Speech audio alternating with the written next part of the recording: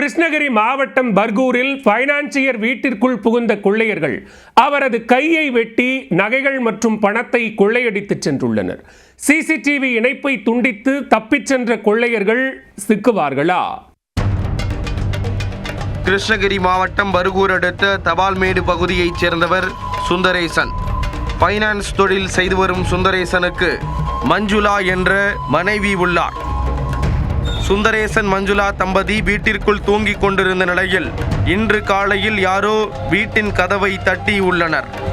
கதவு தட்டும் சத்தம் கேட்டு எழுந்த சுந்தரேசன் கதவை திறந்துள்ளார். கையில் கத்தியுடன் தயாராக இருந்த கொள்ளையர்கள் சுந்தரேசன் கழுத்தில் கத்தியை வைத்து மிரட்டி உள்ளனர். அதையும் மீறி சத்தம் போட்டதால் சுந்தரேசன் கையில் கொள்ளையர்கள் வெட்டி உள்ளனர்.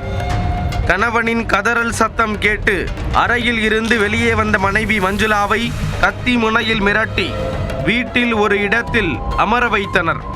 அதைத் தொடர்ந்து சுந்தரேசன் மஞ்சுளா கழுத்தில் அணிந்திருந்த நகைகள் மற்றும் வீட்டில் பீரோவில் இருந்த 20 சவரன் நகைகளை கொள்ளையடித்துவிட்டு தப்பிச் சென்று விட்டனர்.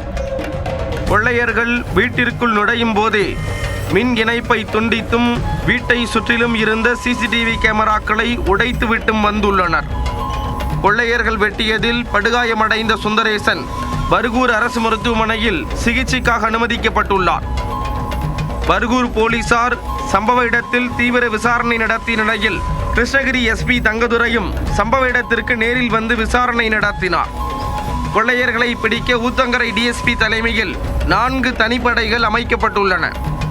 பைனான்சியர் வீட்டிற்குள் கொள்ளையர்கள் புகுந்த சம்பவம் அப்பகுதி மக்களிடையே திருட்டு பயத்தை ஏற்படுத்தியுள்ளது.